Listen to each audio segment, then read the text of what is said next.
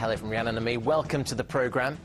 First tonight, the recession may be officially over and unemployment falling across the country. But the number of jobless in our region is still on the increase. Yes, 1 in 15 in the east are now looking for work. That's the highest figure since Labour came to power in 1997. So, is it all doom and gloom, or are businesses starting to fight back? Well, Victoria Webb's been following the story and joins us now. Victoria, almost 200,000 people jobless across our patch. You've been trying to gauge reaction today. Is there any reason for optimism at this stage? Well, I went into Ipswich town centre earlier on today, and it didn't take me long to find someone who was unemployed or who had a family member who was out of work. And these are people who have been unemployed for some time now, and they just weren't very hopeful of getting another job anytime soon. Now, on the business front, I did speak to one employer today who told me that business is much better than this time last year, which is obviously a great relief. But it won't be until spring that he gets a much clearer picture of what the future has in store. So we do seem to have a long way to go until we see real signs of recovery. For this storage company near Debenham in Suffolk, it's been a tough year. Business dropped dramatically last January, and for several months staff were on a 4-day week. Things are now picking up. Employees like Mark Klukas are once again working full-time, but they've all agreed to take a 10% pay cut. We're quite a tight-knit little team here, so nobody wants to see anybody leave, you know, or have to leave. So it was a no-brainer, really. You have to take a little off the top for everybody and save all the jobs. Although national figures today show a fall in unemployment figures, across our region they've increased by 1,000, and 194,000 people are currently out of work. Some employers believe those figures don't reflect what's really going on. There are a lot of businesses like me out there who have put their staff onto either short time or reduced wages, and so they've not affected these unemployment numbers.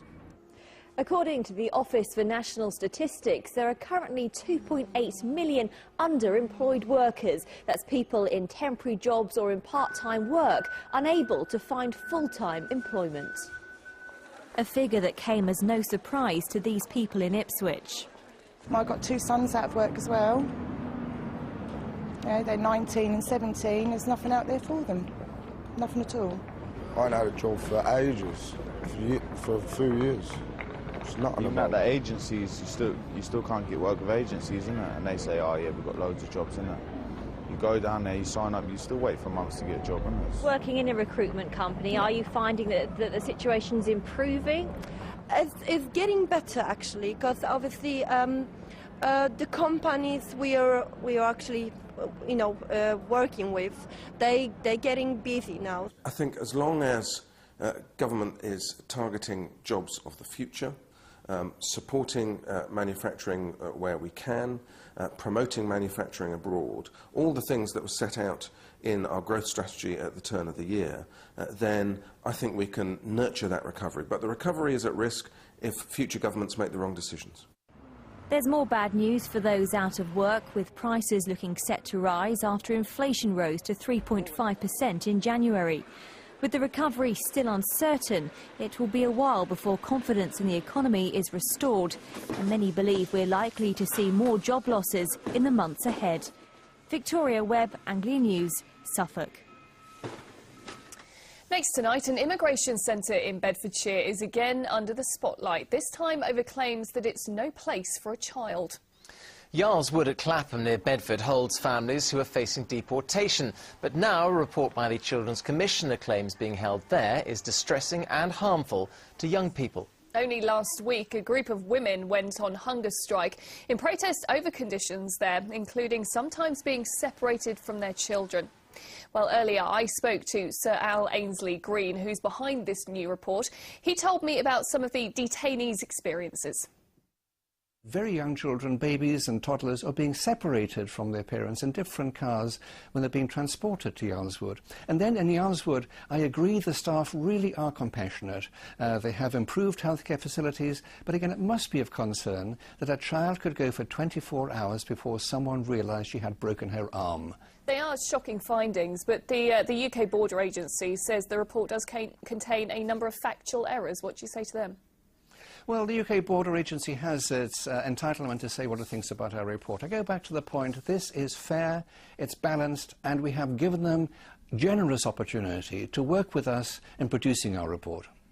This is just the latest controversy surrounding the Yarl's Wood Detention Centre. How convinced are you that a report like this can bring changes? Well, we know that our report does generate changes. I've been there 3 times over the last 5 years, and believe me, the centre now is much, much improved. But I think there is a central point here. Do we believe that children should be detained, especially for long periods of time? Look, there's overwhelming evidence from the medical Royal Colleges from Australia that detention is inherently harmful. So detention really is the last resort and for the very shortest possible period of time. Sir Al Ainsley-Green, thank you for joining us, but we're going to have to leave it there. Thank you. A herbalist has admitted selling pills which gave an Essex woman cancer. 48-year-old Ying Susan Wu from Holland-on-Sea, seen on the left here, sold the tablets from a shop in Chelmsford. Her customer, Patricia Booth, took them to clear up a skin condition and went on to suffer serious health problems. Well, today, a judge said there was no evidence that Wu knew of the potential harm. She was given a 2-year conditional discharge. Tonight, there are calls for the trade to be regulated. Traditional Chinese medicines are unlicensed medicines. They haven't been subject of clinical trials here. You can't guarantee the safety and efficacy, and slightly erratic standards exist in some areas of this sector. That should always be borne in mind. Now, for many of us today, it was actually the first time that we'd seen a bit of sun for some time. It was quite nice, wasn't it? It was. At last, a hint that spring, with scenes a little bit like these behind us. Lovely. Beautiful flowers. Could be just around the corner. Dropping of the snow there. But it seems the long, hard winter has thrown the season into confusion. Flowers are blooming much later this year, and farmers are complaining they can't plant their crops because the ground has been too cold and wet. Malcolm Robertson has more. It's amazing what a touch of sun can do. After weeks of cold, bleak weather, the flowers are beginning to show.